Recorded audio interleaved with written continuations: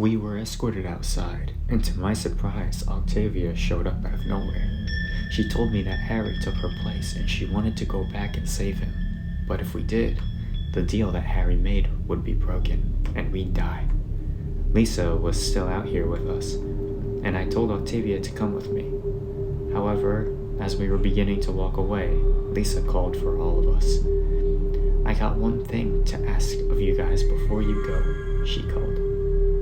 "Last time we listened to you, you trapped us," I heard a familiar voice speak. Although I didn't recognize him, I knew that was Marcus, one of the other victims. "Yeah, why should we listen to you again?" said another. I recognized him too. That was Leo Richards. Lisa shut the door behind her, locked it, and started to laugh. "Let's be honest," she said with a dark tone. "Clearly this isn't the exit. You're all surrounded by trees, bushes, rocks, and a large electrical fence with no way of getting over it." "Wait, what?" I heard Cassie say. "Where are we?" "You are all in the backyard," Lisa explained. "You see, I was originally going to bring you all to the front, but Aaron just gave me a new plan." "What did you do?" I demanded. "I brought you all out here to have a little fun," Lisa said, smiling. "Only this time, unlike the game, there's no escape and no time limit." She drew a knife from her belt. "I'm not a bad actor, huh?" she scoffed. "Oh, this will be fun." She lunged and stabbed Marcus. Horrified, we all scattered.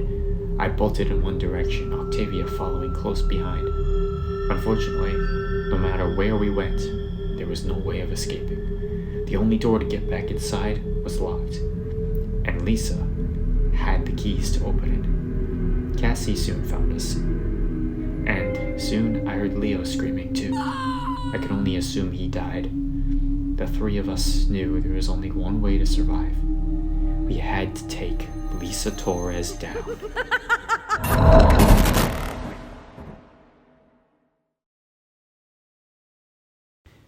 "We had a deal. You were supposed to let them go," I exclaimed at Aaron. "We did," Aaron replied. "But my boss just told me he was arrested, and it was up to me to continue running this operation. Now that I'm in charge, I can make my own calls now." "Damn you, Aaron," I growled with gritted teeth. "I'll make you pay for this." "Don't use that name," Aaron said, reaching a water bottle from his back pocket. He then poured it over his head, and his hair changed color. His dark, jet-black hair turned into a dirty blonde, and then he pushed his hair to the side and removed his bandage, revealing a small scar underneath. "You and I were never truly properly introduced," he said, smiling. "My name is Douglas Nolan." The second he told me his name, I recognized him. 6 years ago, Douglas Nolan was presumed dead after his whole family was murdered by someone they never caught. Now I see why he changed his identity. To hide.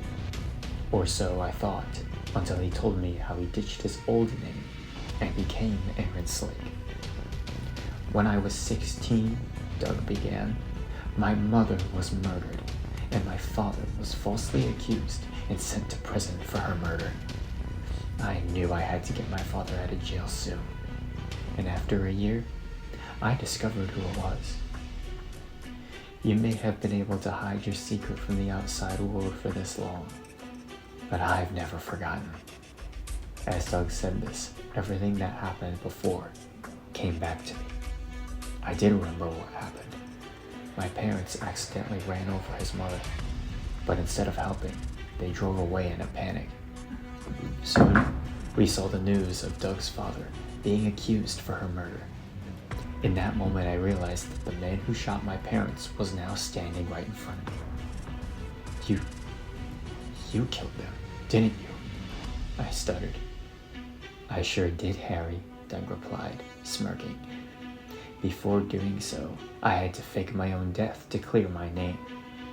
I knew investigators wouldn't find anything if that were the case. I'm surprised it took them so long to finally close the case. But now, all I had left to do was wait until the gap between you and your siblings were so far apart that capturing you wouldn't make them care. So you planned all of this, I interrupted, just to get back at me? I wasn't even the one who killed her. But you witnessed it, didn't you? Doug snarled. You could have said something. You could have given my mother the justice she needed. But no, you did nothing. You let my father, an innocent man, get sentenced to life for a crime he didn't commit. And because you still won't admit it, I'll either have to make you or tear your soul apart as much as possible until you either die or confess. I don't care how long this will take. I will get my way, and I will make you suffer. I couldn't wait anymore, and I attacked in a fit of rage.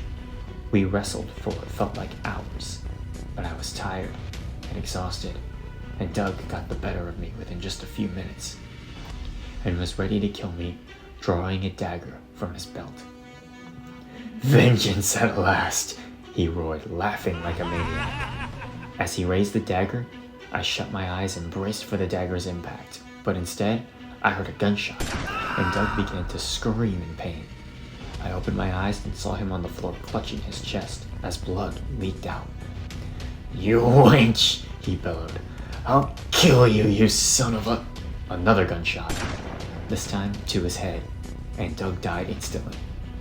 I turned around to see a person wearing all black with a hood and mask. I couldn't recognize them until they got closer and I heard them speak. And to my surprise, they knew my name. Harry? Is that you? Although I couldn't see her face, I immediately recognized her voice. I should have been glad to see her, but instead, I felt a surge of rage flowing through my head. After being gone for who knows how long, nothing about her changed. Now our parents' killer is dead by the one person I was hoping it wouldn't be.